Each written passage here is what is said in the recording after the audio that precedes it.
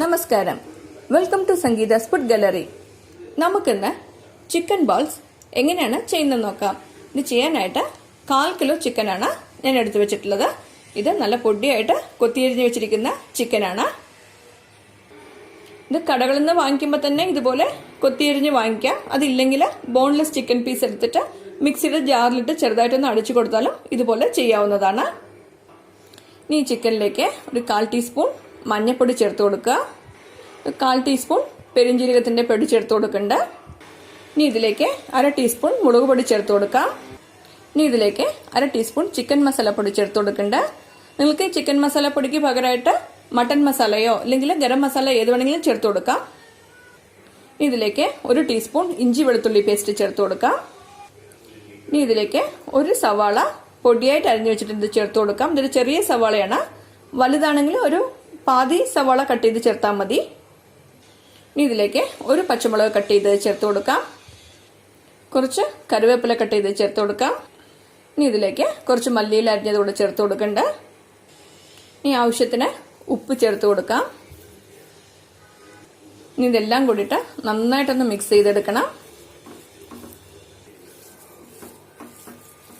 ചിക്കനൊക്കെ നന്നായിട്ട് മിക്സ് ചെയ്ത് വെച്ചിട്ടുണ്ട്. ഇനി നമുക്ക് ഇതിൽ നിന്ന് കുറച്ച് കുറച്ചായി എടുത്തിട്ട് ചെറിയ ബോൾസ് ആക്കി വെക്കാം. ഇപ്പൊ ഞാനൊരു മീഡിയം സൈസ് ബോൾസ് ആണ് ആക്കിയിരിക്കുന്നത്. ഇതേപോലെ തന്നെ നമ്മൾ ഈ എല്ലാ ചിക്കനും ബോൾസ് ആക്കി വെക്കണം.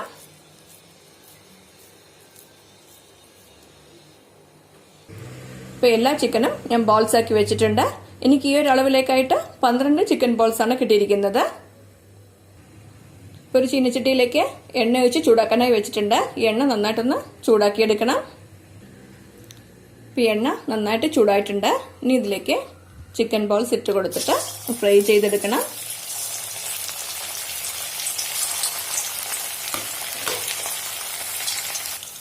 രണ്ടു വശവും തിരിച്ചിട്ടിട്ട് നന്നായിട്ടൊന്ന് ഫ്രൈ ചെയ്തെടുക്കണം. മീഡിയം ഫ്ലെയിമിൽ തന്നെ വെച്ചിട്ട് ഫ്രൈ ചെയ്തെടുക്കണം കേട്ടോ. ഇല്ലെങ്കിൽ പെട്ടെന്ന് പുറത്തൊക്കെ ക്രിസ്പാകും, അകത്ത് ശരിക്കും വേവില്ല. ഇപ്പോൾ നമ്മുടെ എല്ലാ ചിക്കൻ ബോൾസും നല്ലോണം ഫ്രൈ ആയിട്ട് നല്ലൊരു ഗോൾഡൻ കളർ വന്നിട്ടുണ്ട്. അപ്പോൾ നമുക്ക് എണ്ണയിൽ നിന്ന് കോരി മാറ്റി വെക്കാം.